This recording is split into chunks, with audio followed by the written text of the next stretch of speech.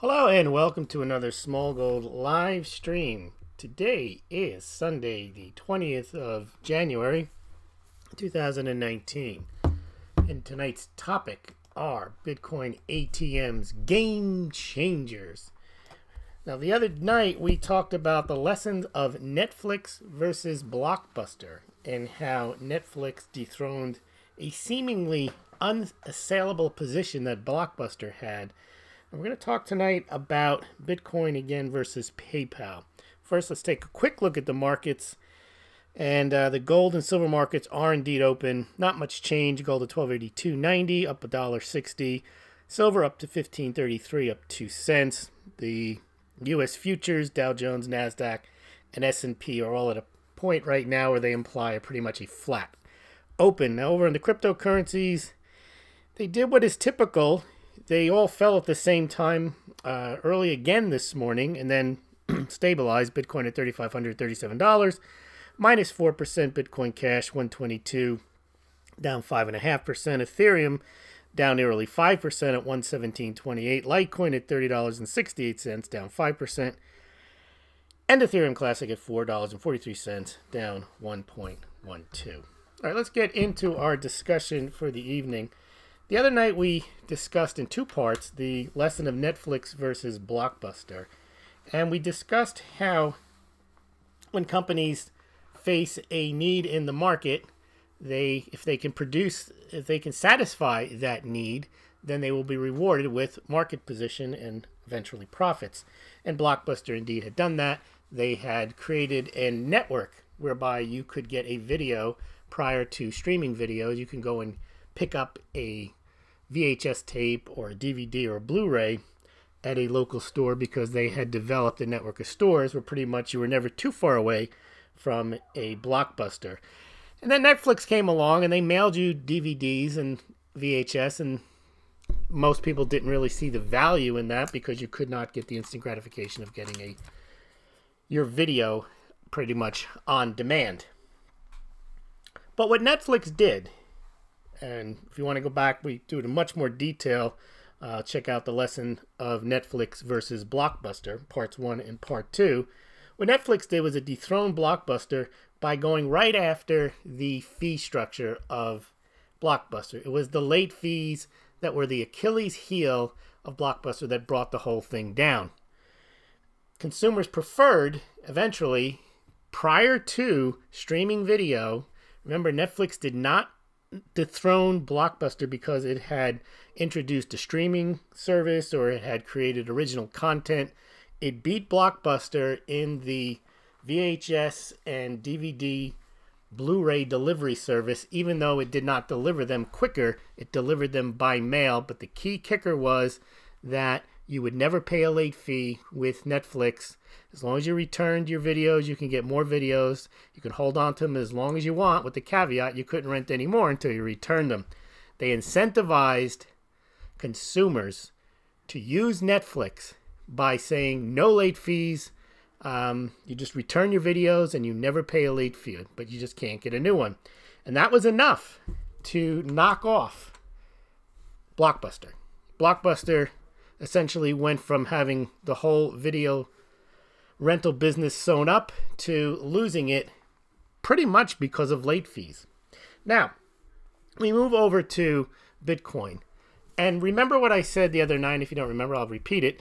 When Netflix first came out, I did not see the benefit of having to wait a few days to receive your video in the mail. I thought if you want the video, you can go right down to your Blockbuster, pick it up, home, done. You don't have to worry about it. But those late fees really were an issue. And people learned to adjust their behavior because of the late fees, and they were willing to receive their videos by mail, and they learned how to manage the Netflix system, taking out a couple of videos at a time, returning a couple at a time, so that at some point they always had videos in the house and it didn't become an issue. Now, the issue with Bitcoin is when Bitcoin first came out, the idea was, well, Bitcoin is a currency. And my response to that is, well, why do, and most people's response is, why do we need another currency? We have currency, we have dollars, we have fiat currencies of all different countries, we have fiat currencies in digital form, we have fiat currencies in cash form, bank card form, credit card form, check form. There's no shortage of ways of making payments using fiat currencies. So along comes Bitcoin, and they say, well, it's a new currency and it's fast and you can send it anywhere and it's cheaper to use. Okay. So am I supposed to go out and buy Bitcoin just so I can spend it? Now, why would I want to do that? I can already spend money. So use a classic example to buy a cup of coffee. There's no issue. I can always go and buy a cup of coffee. I don't need a Bitcoin. It doesn't add anything. So why have it? And that's been pretty much the story of Bitcoin adoption. It's been relatively slow, but there are people who do spend Bitcoins, do buy Bitcoins. Merchants do accept them. But the main use of Bitcoin has been for speculation. But that speculation is based on somehow it's going to be valuable to have. Well, why is it valuable to have? It doesn't have any intrinsic value. The intrinsic value issue works for gold and silver. Even if you don't use it as a currency, you could eventually, or you may never, it still has value in and of itself because you can craft it into jewelry, you can put it into solar panels, you can use it for industries like electronics. They're both nice looking metals. You can find use for them even if they're not used as currencies. But if Bitcoin or Litecoin are not used as currencies, they're effectively just a bunch of digits and they're not worth anything. Now, there's people that might argue with that, but I can't say how they have any value other than just being a rare set of digits that you can hold on to. If you can't use them or they're not widely used, I don't see much value. However, there is a value to Bitcoin and Litecoin right now because they are valued very highly. Even though the price of Bitcoin has come down from $20,000, it's now about $3,500. There's still a lot of money there. That's about $120 billion worth of value that could be spent. Excuse me. And merchants would like to receive that money, that value, not necessarily that money. They'd like to receive that value. But how do you do that? Well, we mentioned that people in general don't like to pay fees. Merchants certainly don't like to pay fees, and that's what we're going to focus on here. Now, there's other reasons, use cases for Bitcoin and Litecoin and other cryptocurrencies, not ICOs and tokens. Talking about coins that were invented solely to use to transact. There's deplatforming issues where you can get kicked out of your bank account, kicked off of PayPal, not being allowed to use that. That's one use case, but that's probably not the largest use case. Why? Because currently, 99.9% of the population isn't kicked off of any type of payment system, doesn't have their bank account seized. That may become a bigger issue in the future, but right now that is not an issue for the broad scheme of adoption. People aren't going to go out and hold on to cryptocurrencies on the outside chance that they may say something offensive on Twitter or Facebook and get deplatformed. You might. In the same token, no one's going to go out, not no one, but large numbers of people are not going to go out and buy Bitcoin because they may have to leave the country one day and they want to send their money with them. Again, most people aren't thinking that's going to happen to them. Not that you can't get deplatformed or you might have to leave the country. For the most part, that is not front of mind for most people unless you're really preparing for something. But if you did want to leave the country with your money, you wouldn't buy Bitcoin today because you can always buy it. You buy it when you're ready to leave. So that's not another reason why you would adopt Bitcoin because of some future scenario. People adopt new technologies when they have an immediate need for it, not some future need for it. Now, a lot of people have bought on the speculation that people would have a future need for it, but that's not enough to get adoption. So, how do merchants take advantage of the lower fees? Well, if no one is spending it, then it doesn't matter that they offer that you can buy their products and get a 3% discount. So many coin dealers have offers like that if you pay by PayPal or credit card, you pay X price. If you pay by Bitcoin or Litecoin, you pay less. Now, from what I understand, they don't do a big volume of business in that. Now, why would they? Well, not many people have Bitcoin or Litecoin. And if they do have it, they're holding on to it or they've sold it because they've lost money. So the idea of Bitcoin as a usable currency hasn't really caught on that much. Now, merchants, as we mentioned, would like that. They have no trouble with, as Johnny Litecoin John Moore, Johnny Litecoin, he's a payment processor. He constantly, he thinks the biggest value of cryptocurrencies to the merchants is not just the low fees, which we're going to focus on. He focuses on chargebacks, where people use the credit card or there's fraudulent charges from the credit card, and the merchant ends up eating those charges because the credit card company gives back the money to the person whose card was either fraudulently swiped, or who's just decided after 6 months they don't like the product anymore and they're going to return it. So that's an advantage for merchants to want to accept Bitcoin and Litecoin. And of course, then there's lower fees. But how do you get people to spend their Bitcoin and Litecoin? Well, if people have bought them on the expectation of having a investment or some type of speculation, they're not going to spend them. They're as hodlers. They're going to hold on to their Bitcoin. They're going to hold on to their Litecoin.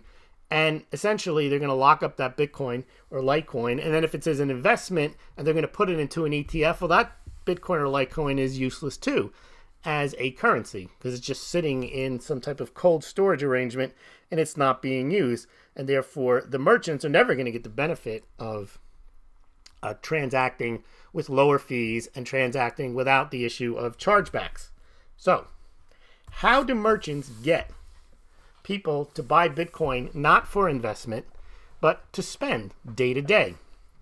And that's where we enter with these Bitcoin ATMs.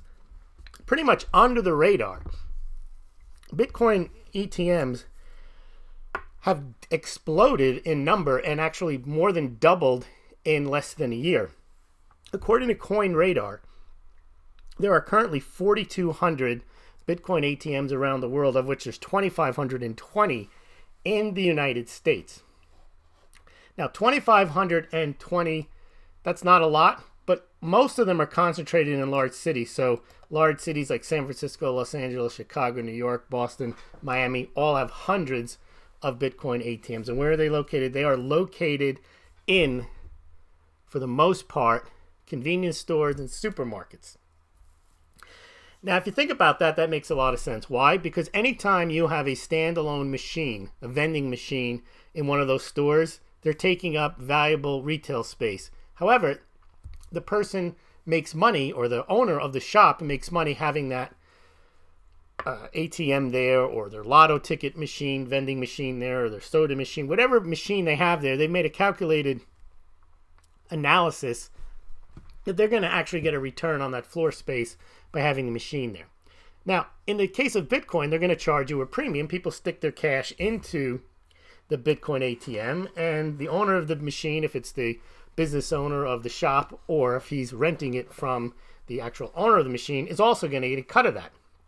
That's great. Now, why is that great? Well, usually people aren't going to stuff thousands of dollars into a Bitcoin ATM. They're probably going to put in smaller amounts, and most likely in the beginning out of curiosity, just to see. They don't want to go out and open up an account and go through the whole rigmarole of keeping them in on an exchange. They're not looking to trade. They're not really interested. They're just curious about how this Bitcoin thing works. So they buy a little of it, and the merchant makes the money. Now that they have it, they probably haven't bought. And I don't know what the numbers are on the average Bitcoin ATM, how much they buy, but I doubt they buy as much as they would than if they opened up a Coinbase account or a Binance account, any of the other trading accounts. They're really buying it just to have, and maybe it's an investment, but it's a small amount, so it really is not going to matter one way or other. It could double, it could triple, or it can get cut in half, and it's not going to matter. It's pretty much like buying a lottery ticket, except that you probably have better odds of it going higher, and it may not go to zero, whereas a lottery ticket, if you scratch off and you lose, well, it's zero immediately. Now, why is this good for the merchants? We already said they're going to make money on the sales of the Bitcoin. But the other place they're going to, probably all that Bitcoin is probably going to come back to them in the form of a sale. And it's going to come back to them in the form of a sale with lower fees. People buy $100 worth of Bitcoin. Let's say it goes to $125, it goes to $75. The person has the phone with them with the Bitcoin on it, the Litecoin on it. And the merchant lets it known that there's a discount. You're not going to pay the credit card fee.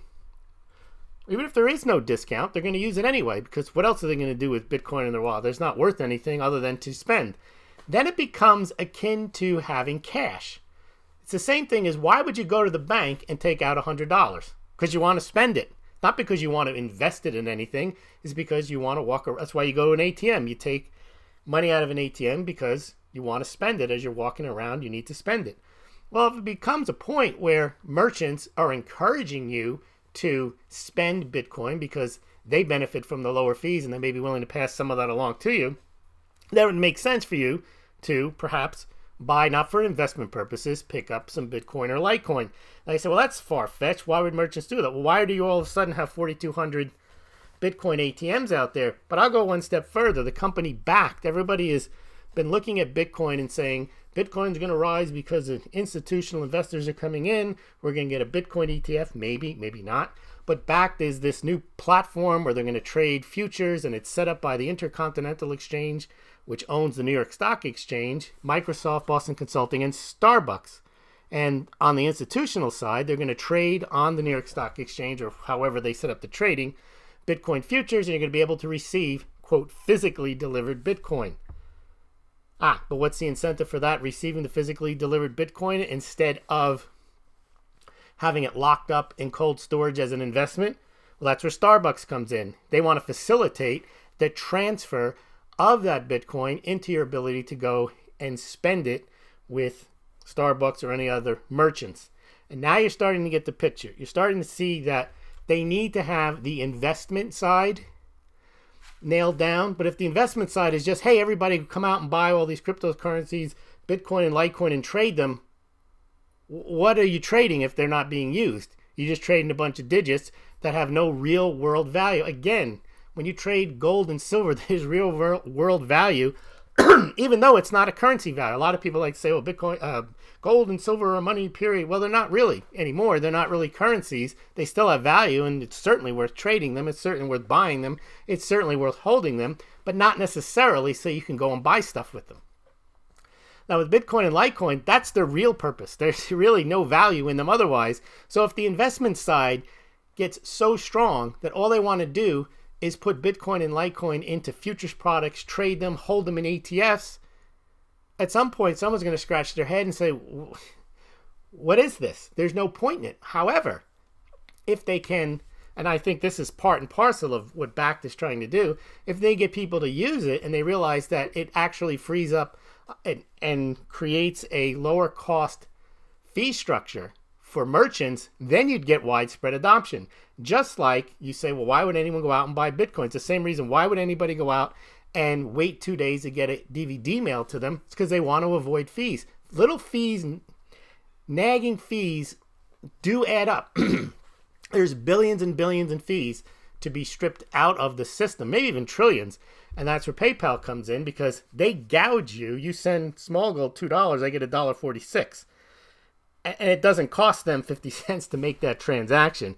You send me Bitcoin or Litecoin, even if I convert it immediately in the Coinbase account to fiat, they only take a few cents. They don't take 50 cents of it.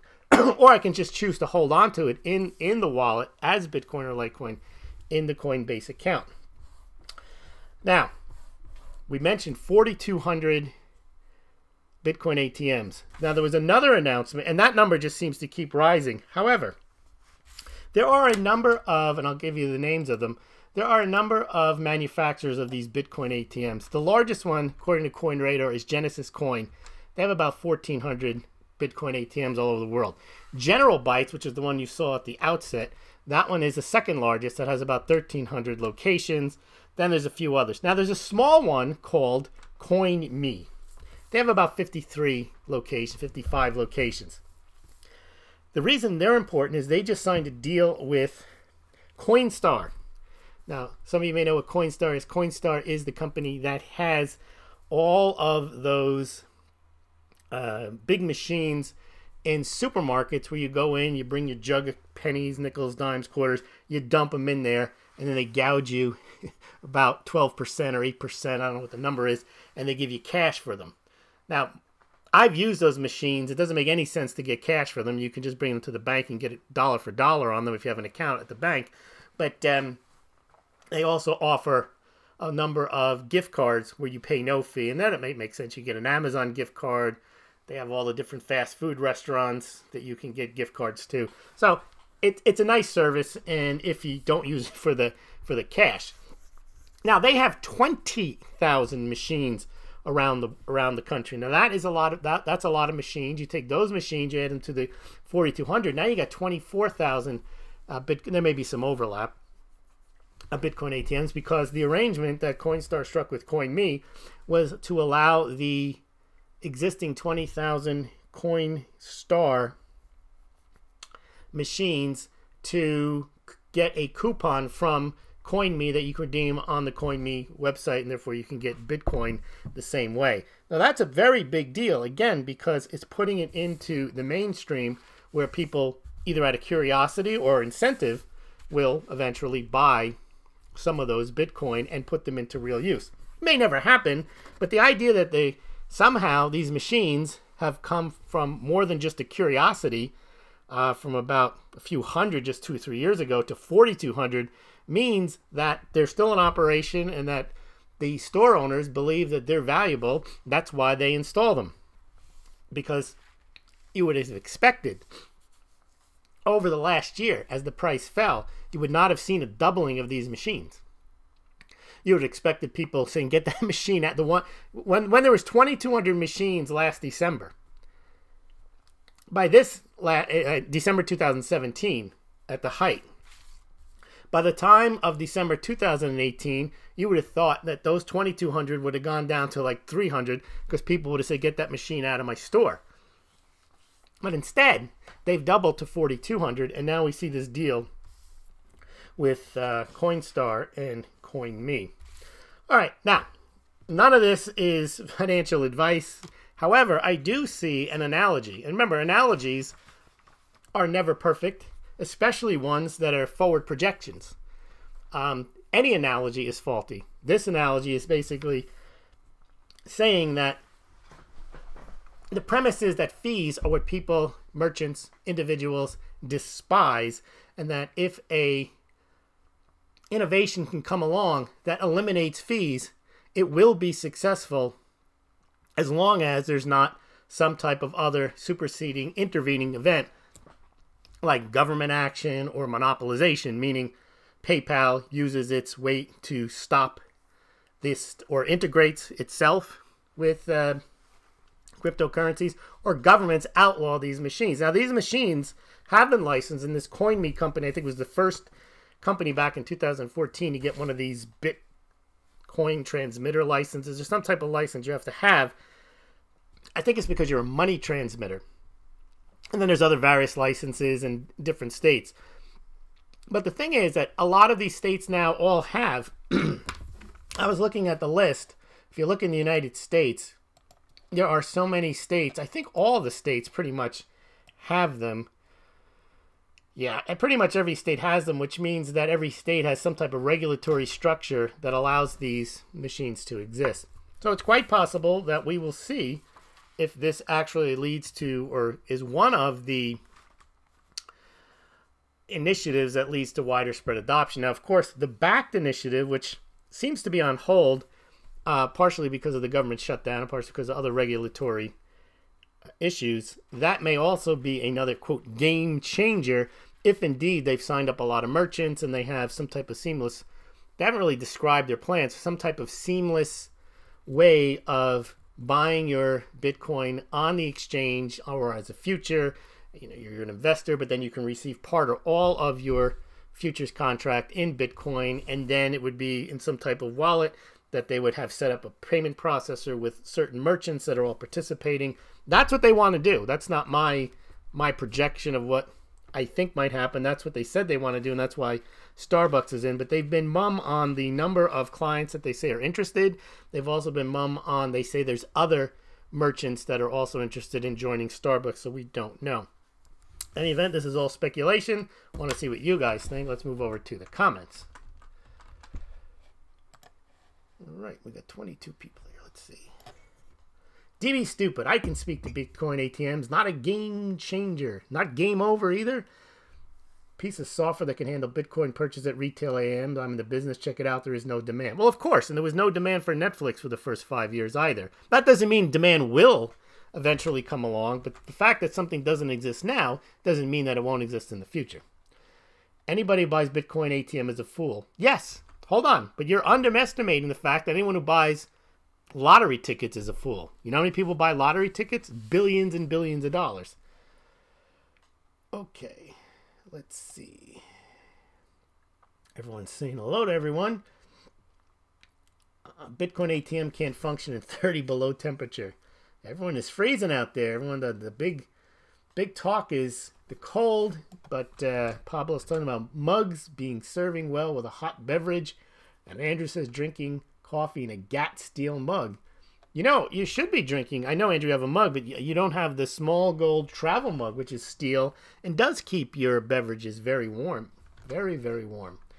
I've got all the mugs. The only one I don't have is the, I don't have the dog bowl, but I have most of them.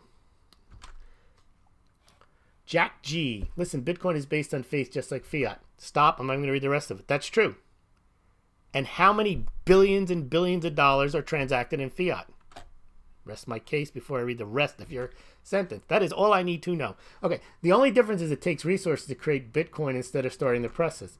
Yes.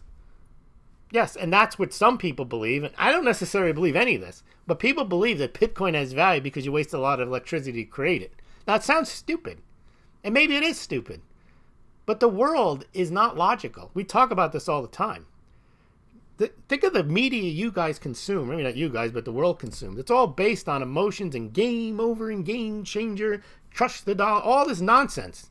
So that's why I've already gotten past everything. The world does not run on logic, and certainly not on my logic. The world would be a totally different place if everything acted the way I think it should act. So when people, this is the biggest lesson I've learned in my relatively long life. What you think is almost irrelevant. And that's what people say. When people finally understand, no, they're never going to understand the way you think. You may think that they're going to realize gold and silver are money, period. Maybe they won't. They don't now, and they probably never will. And then you just lead your whole life thinking the rest of the world is stupid, and that may be true. But it hasn't changed anything. All right. What are the logistics of local governments auditing a small business Bitcoin-related sales? I don't know anything about how it works, but I would imagine that when you receive a Bitcoin, that you have received whatever value you have received. And if you process it immediately, there's no difference than if you receive cash, check, or credit card. So if I sell something for $100, let's say I sell a mug for $24. Actually, I have. And I'll put it down as I sold for $23.99. I got converted into $23.99 at the time. There's really no difference. What's the difference between fiat and Bitcoin? They're both based on confidence. Well, that's true with gold and silver too. Gold and silver are based on confidence. Confidence that people want it and that it's useful. Now, because it's always been wanted and always been useful, that gives it some credibility over fiat currency, which has only been around 40, 50, 60 years. That's clearly an advantage. But the confidence, if it's there, and part of that confidence, though, Jack, is also the infrastructure around it. Now, when Bitcoin first came out, I was like, okay, so what? These people do this. But what I've been impressed in over the last 10 years, more and more people actually spend their time and labor thinking about and investing money in the space. Creating Lightning Network, doing all this stuff. Now, you could say, well, they're stupid, they're wasting their time. Yeah, but when people, that's every bit of human activity is done with an anticipation. It may not work out that way, with an anticipation that what they're doing is profitable. Now, a lot of people end up doing essentially spitting in the wind. And you've seen people who just work at cross purposes to themselves.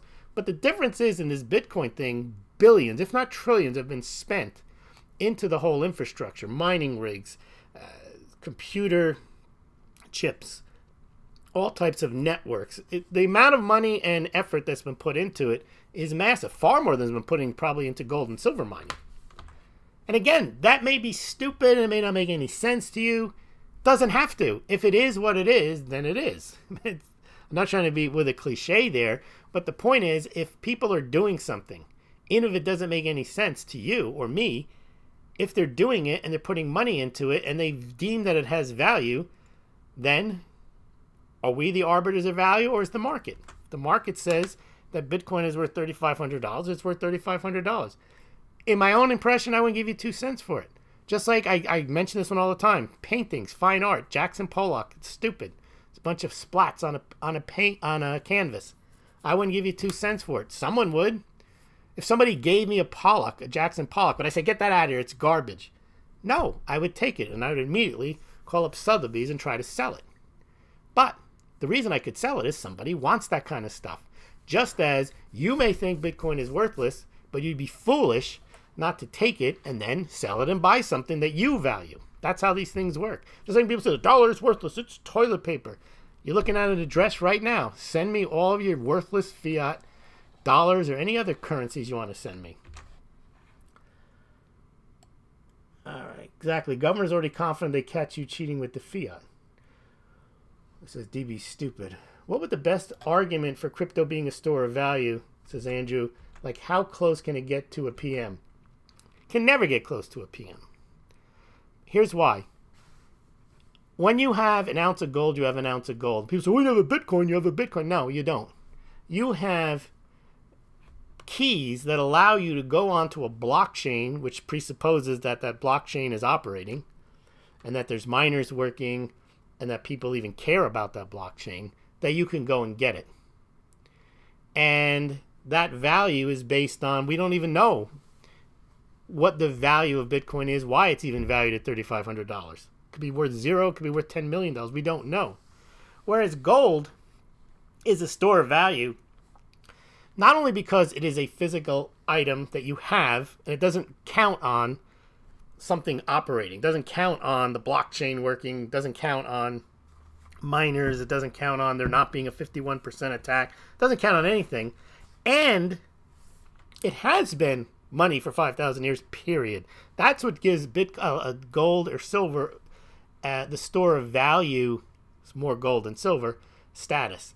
Bitcoin can't be a store, well, is not a store of value because it hasn't been around long enough to be, it's a speculative asset is how I look at it. I cannot see how it ever becomes a store of value until it's been around 50 years and somehow the technology, and I really cannot see there not being superseding technology in the next 10, 15, 20, 30 years that would make Bitcoin obsolete.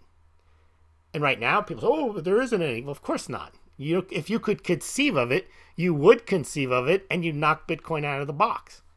So I don't see, you can't improve on gold. That's the point. Or no one has improved on gold. What they have done, and this is a point people miss all the time when I talk, they have improved on silver, especially as a medium of exchange and a currency. People that like silver refuse to see that. They cannot separate the fact that silver is valuable as a thing unto itself versus the value in being able to transact value over a blockchain instantaneously anywhere in the world. That's the difference.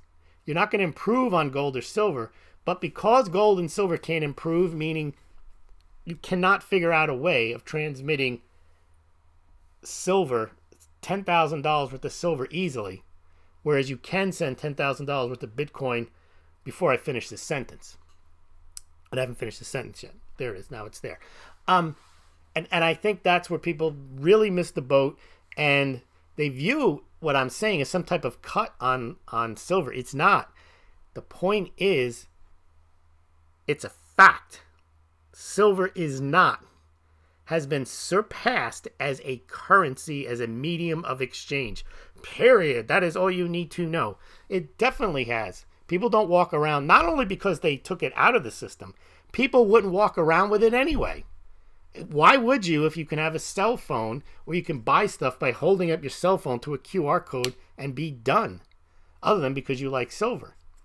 Gold is even worse as a medium of exchange. You'd have to walk around with specs to buy stuff. All right, what else do we got here? Is Coinstar just being innovative in the market than watching disappear since countries are getting rid of coinage? That's a very good point, Andrew. That's right. If they're not going to have coins anymore, then their business is gone. So they have to get the last remaining coinage And well, the other thing is the way they're going to do it, Jack, is you're only going to take credit. They're not going to take credit cards. You have to stuff cash in there too. That's a good point. Andrew, Bitcoin, for example. This is Pablo. Wait, this is Jack. Go back to 1020 AD in China, where fiat was just catching on. It took a lot of time. Well, that's true. They have paper money. You know how they enforced that paper money, though? It was a penalty of death. You had to accept the Chinese paper currency if you're going to do business in China. Pablo Pina. Bitcoin, for example, is at 20,000, now at 36,000. Not much store of value. That was my point. If it's to be a currency, there shouldn't be high fluctuation. Now, that's not true, Pablo. What they've done with payment processes, it doesn't matter what the fluctuation is. So, for example, right now, you want to buy a Smaulgld mug, classic or super classic, and you want to pay me in Litecoin, we don't have to worry about that. You send it, and I get it, and it gets processed, and I get the $19.99 or the $23.99. So there's not an issue. The person accepting cryptocurrencies as a payment through a payment processor does not take any currency risk whatsoever. They receive the exact amount that you send. The risk is on the holder, the hodler, not on the merchant. So you're right. It can't be. I agree. It's not a store of value, but it can be used very easily as a currency. That's the point of using these processors. And again, that's all technology. It's amazing how it happens. The merchant never sees the Bitcoin or the Litecoin. They see the dollars that were sent that were represented by the Bitcoin or the Litecoin. When a company accepts your crypto as payment, how will it interface with their bookkeeping? As I mentioned, DB Stu, it's very simple. If you set it up, there's two ways you can do it. You set it up to have it converted, in which case you just book it as you never put down Bitcoin at all. You put down you received X amount of dollars because the payment processor gives you the dollars. So you don't even have to mention Bitcoin. It's not because you're hiding anything. It's because you never had it. Payment processor did it. Will the local sales tax agency accept Bitcoin data as accurate since they can't audit you?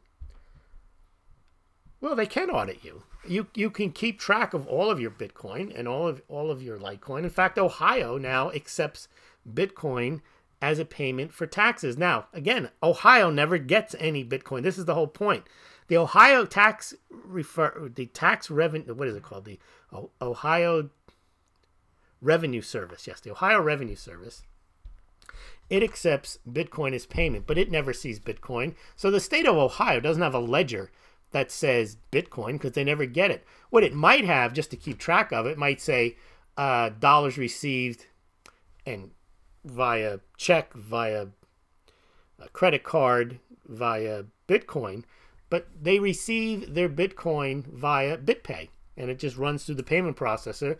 And if you owe $1,200 in tax and you have $1,200 worth of Bitcoin, you send the $1,200 to the Ohio Revenue Service account. BitPay processes it and gives Ohio $1,200.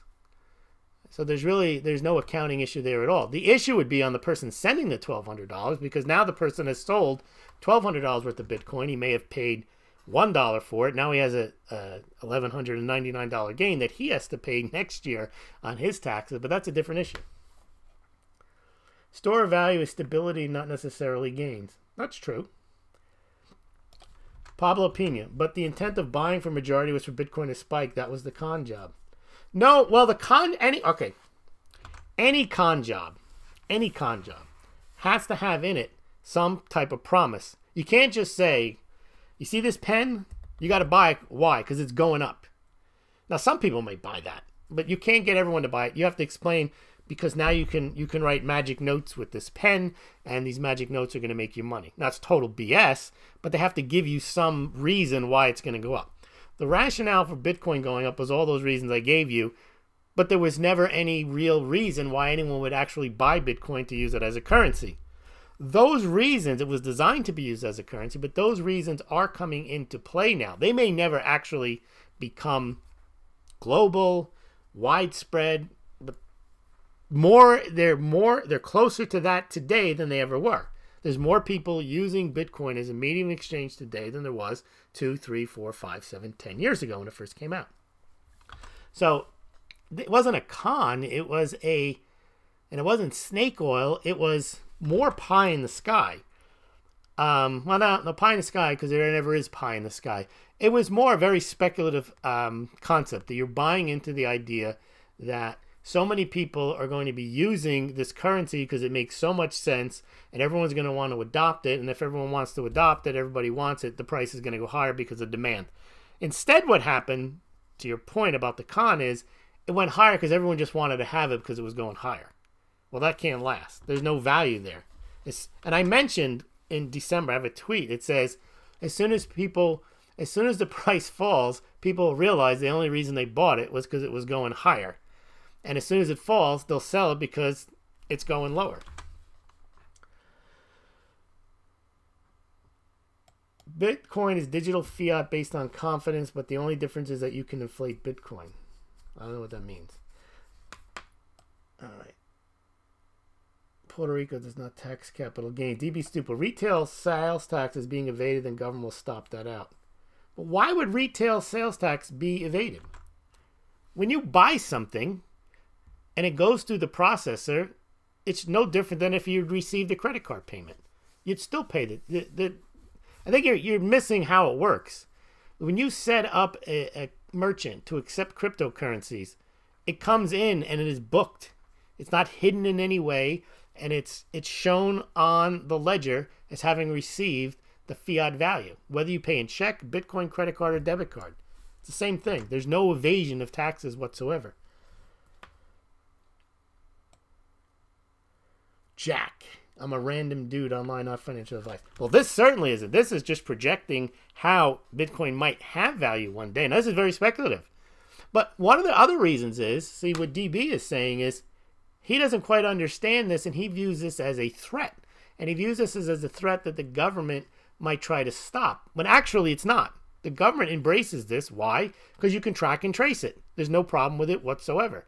Comes into the company books it. There's no evasion whatsoever. That was my point. I think I've been making for about 2 years now, is the government wants to co-opt this whole thing. They don't want people trading Bitcoin side to side. They want it in ETFs where they know where it is. They want it running through payment processes. They can track and trace it and tax it. That's the key.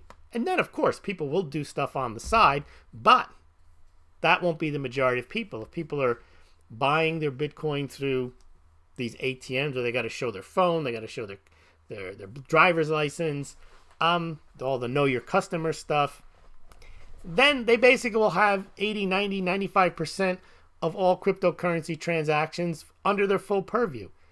Now, stuff that happens outside their purview, they'll have much money, resources to go after. Money launderers, tax evaders. But basically what they're trying to do, I believe, is to extract the value of Bitcoin and also the tax value. Remember, people are going to start paying capital gains on Bitcoin ETF. They love that. People are going to pay gains on their CFTC, their COMEX Bitcoin futures, their New York Stock Exchange Bitcoin futures, their NASDAQ Bitcoin futures. They're all for that. They're not against that. What they're against is the dark web. But they're moving these assets away from the dark web and into the payment systems and into Wall Street. That's why Fidelity is setting up a crypto trading platform. That's why TD Ameritrade is setting one up. That's the purpose of BACT. All right, what's hard to understand about a one world currency? All right. Let's see. I think we're about, well, I hope we're not done. You know, sometimes these comments, they come up. All right. Yep, that's about it. All right, everyone. I want to thank everyone for joining me this evening. And, oh, Roger here. I'm sorry, I did miss a few things here. Got people saying hi. Yeah, I did miss a lot. Let me look here. Oh, wow. There's a lot. Whoa. Chrono Trigger fan. What happened here? So many comments came up. I'm sorry. Wow. I'll never get to all of these. You know what? I'm going to read them. It's going to take too long for me to read them all. I'm going to have to come up with another way of tracking comments. I used to be able to read them all and call them all out. I won't be able to do that. So I'm going to sign off. I want to thank everyone for joining me tonight. I am going to read all of the comments And if there's anything that jumps out at me, I'll address them tomorrow. So I want to thank everyone for joining me, and we'll see you tomorrow night. Thank you, Smaulgld Game Changers. Good Nacht.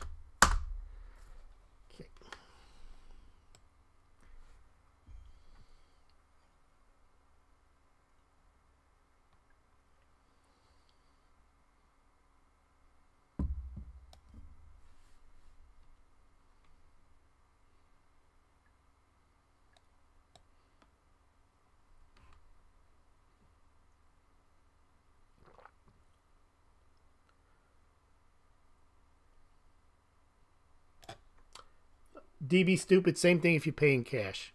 If you walk into a bar and the bar has an iPad at the bar, makes the transaction, there's no way to prove the device is interfaced with the location's payment system. That would be the same thing if you came in with cash. All right. Yes, and it can stay off the books real easily. Yes, and you can rob banks very easily too. There are always ways that people can commit crimes. It's the same with the wall. They say, oh, if you build a wall, they'll just go around it. Yeah, that's true. But the idea in any type of regulatory environment is not to catch every last bad actor. It's to reduce the number of bad actors and actually gain revenue through your regulation so that you can chase down bad actors. If you look at this as a zero-sum game, that unless the government can figure out how to catch everybody, they're not going to allow Bitcoin. That's not how governments should think and don't think. They tried that with prohibition. They lost that one, and they eventually, now they tax cigarettes, they tax alcohol as well. All right, good night. Thank you very much.